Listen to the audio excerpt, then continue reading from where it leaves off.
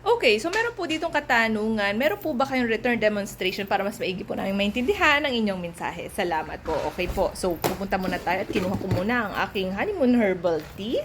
And alam niyo po ba na meron po akong isang box ng honeymoon herbal tea? Kasi favorite ko talaga sila. No? So, kahit na kayo ay 20s, 30s, 40s, pwede niyo siyang gamitin. Pero take note to, mga madam and sir, no? Hindi po siya pwede sa mga kababaihan. Opo, hindi po tayo. Tayo po ang paggagamitan. Pero hindi po natin siya pwede gamitin.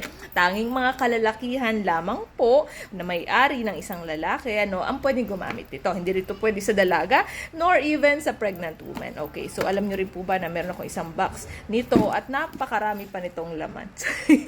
Kasi lagi itong pinagagamit ni Habi. Okay, so sabi dito mga madam and sir, paano nga ba ito gamitin? Kailangan po kasi pwede niyo po siya i-serve ng pwedeng mainit or pwede ding malamig. Kung ano pong gusto niyo pong type. So may mga kalalakihan kasi na gustong hot. Actually, si Habi gusto niya talaga. Mahilig siya sa mga tea, sa hot tea. Okay. Hot. Okay, so bago po ito mga madam and sir, kayo makipagtalik, kailangan niyo po mag-wait ng 10 to 15 minutes only. Hindi ka na maghihintay na isang oras ha, 10 to 15 minutes na lang. And tara, timplahin na natin to. So ayan, titimplahin na natin.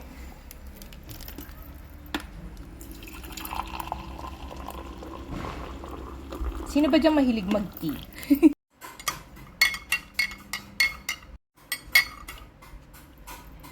Ngayon, mga madam and sir, kung hindi nyo pa po type ang lasa, pwede pa po kayong mag-add ng taste. So, pwede pa po kayong magdagdag ng lemon or even sugar. Kung ano pong pansok sa inyong lasa.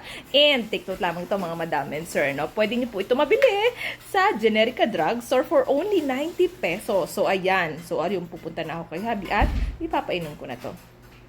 Laban.